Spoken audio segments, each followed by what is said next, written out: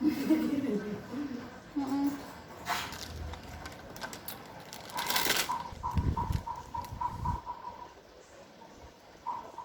Halo semuanya, Assalamualaikum warahmatullahi wabarakatuh. Balik lagi di channel YouTube aku, Nadia Maya Atisha. Nah, jadi beberapa waktu yang lalu ada temen-temen yang nge-DM aku via Instagram. Jadi mereka itu cerita kayak, Kak, alhamdulillah nih aku akhirnya keterima di universitas ini. Kak, akhirnya aku merantau nih. Kak, akhirnya aku bla bla bla bla. gitu kan.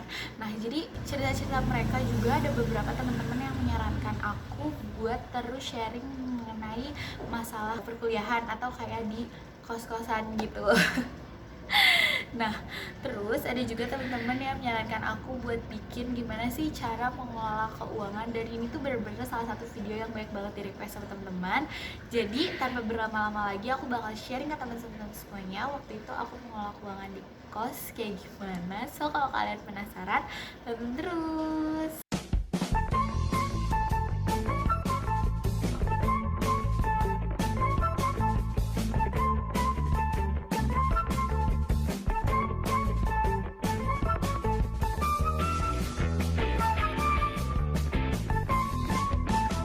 Oke, jadi video ini bakal aku bikin sangat-sangat santai. Jadi aku bakal kayak ngobrol-ngobrol aja gitu ya sama kalian semuanya. Jadi waktu itu tuh aku emang sempat ngekos di Jogja.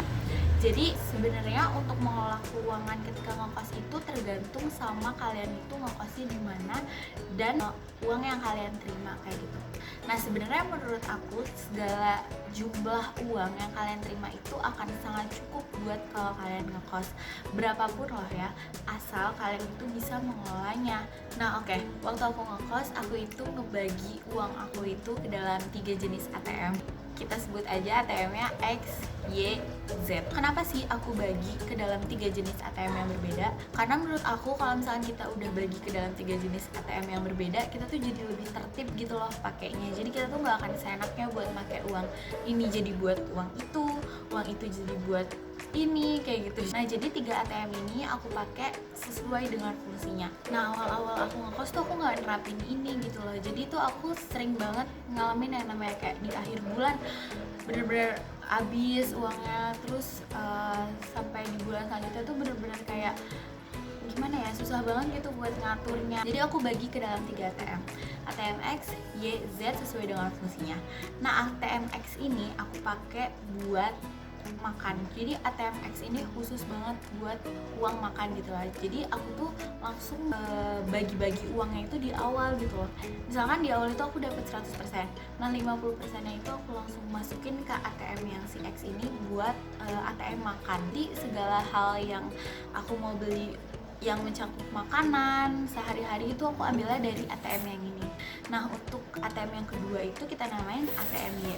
Nah, ATM-nya ini tuh aku dibantu sama salah satu bank Indonesia gitu, di Bank BRI. Jadi aku ikut program yang namanya Tapenas. Jadi Tapenas itu kepanjangannya aku lupa, nanti aku taruh di sini. Tapenas itu fungsinya buat ngebantu teman-teman yang susah banget nabung, buat dibantu nabung sama mereka. Sistemnya itu kita datang ke banknya, terus kita bikin perjanjian gitu loh. Nah, nanti si bank ini tuh akan langsung ngedebit uang kita setiap bulan, setiap tanggal 5 sejumlah uang yang udah kita sepakati di awal. Nah, untuk si ATM Y ini aku pen sekitar 20% untuk di sini. Jadi ATM ini tuh gak akan bisa diambil untuk apapun, dan kita tuh bahkan gak dapat ATM-nya, cuma kayak rekeningnya tuh kita dapat untuk teman-teman yang susah banget nabung.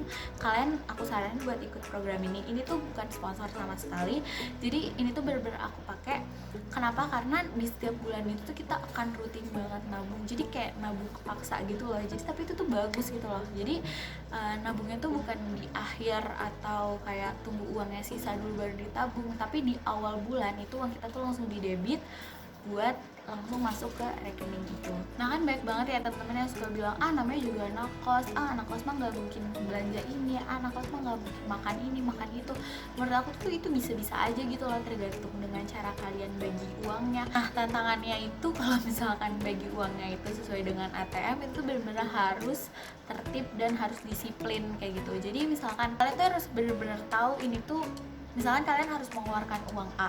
Nah, uang A ini tuh masuknya ke dalam kategori mana gitu. Jadi tuh jangan asal ngambil. Menurut aku tuh itu tuh bener-bener kayak bikin kita tuh jadi lebih disiplin gitu loh. Oke, di kasus yang lain, misalkan dalam 1 bulan itu kalian cita-citanya pengen beli suatu barang A. Nah, suatu barang A ini tuh mungkin kayak butuh waktu untuk nabung beberapa bulan dulu. Ya gak apa-apa, yang penting tabungannya itu kalian taruh di ATM Z. Nah, ATM Z itu kan fungsinya buat kayak uang darurat, uang belanja, uang yang emang boleh kalian pakai buat beli baju, buat beli segala macam kayak gitu. Jadi intinya walaupun kalian ngekos, walaupun uang kalian terbatas, kalau kalian bisa ngatur uangnya itu kalian jadi nggak terlalu pusing gitu loh. Nah, terus serunya kalian bagi-bagi uang itu pakai beberapa ATM. Jadi misalkan di bulan ini uang makan kalian tuh masih sisa banyak karena hasil dari kalian jarang makan yang hedon-hedon atau sesuai dengan budget, itu tuh bisa kalian pakai juga kan buat makan di bulan selanjutnya. Jadi bulan selanjutnya itu kalian masih punya banyak uang gitu buat misalkan kalian mau makannya, pokoknya yang kalian mau kayak gitu. Jadi itu bener-bener kayak uangnya tuh jadi lebih rapi kayak gitu. Nah, pasti kan semua orang punya cara-cara sendiri buat ngebagi uangnya. Nah, kalau misalkan aku tuh sistemnya kayak gitu. Nah, yang selanjutnya tuh yang gak kalah pentingnya adalah aku selalu mencatat pengeluaran dan pemasukan aku di satu aplikasi. Jadi aplikasi pencatatan uang itu kan udah banyak banget di App Store, di Google Play itu banyak banget. Fungsinya adalah biar kalian bisa evaluasi lagi, kira-kira di bulan ini tuh cukup gak ya uangnya buat makan, atau kayak cukup gak ya bulan depan tuh harus ditambah nabungnya kah, atau ditambah gimana-gimana nya. Ya, satu lagi, kalau misalkan kalian dapat uang tambahan dari, kan kalau kuliah itu udah bisa ya buat nyari uang tambahan. Di mana sih masukin uangnya? Nah, biasanya aku masukinnya itu antara di Y sama di Z. Jadi aku bagi dua, terus ada yang aku masukin ke Y, ada yang aku masukin ke Z. Nah, itu tuh fungsinya buat nambah-nambahin. Misalnya kita punya satu dream nih, mau beli ini, jadi kita tuh jadi lebih cepet gitu loh buat mencapainya. Oke, sekian dulu video dari aku. Jangan lupa klik like, jangan lupa komen di bawah kalau kalian mau sharing-sharing juga gimana sih cara kalian mengelola keuangan. Jangan lupa di subscribe dan jangan lupa follow Instagram aku. Sampai ketemu di video selanjutnya, semoga bermanfaat. Dadah.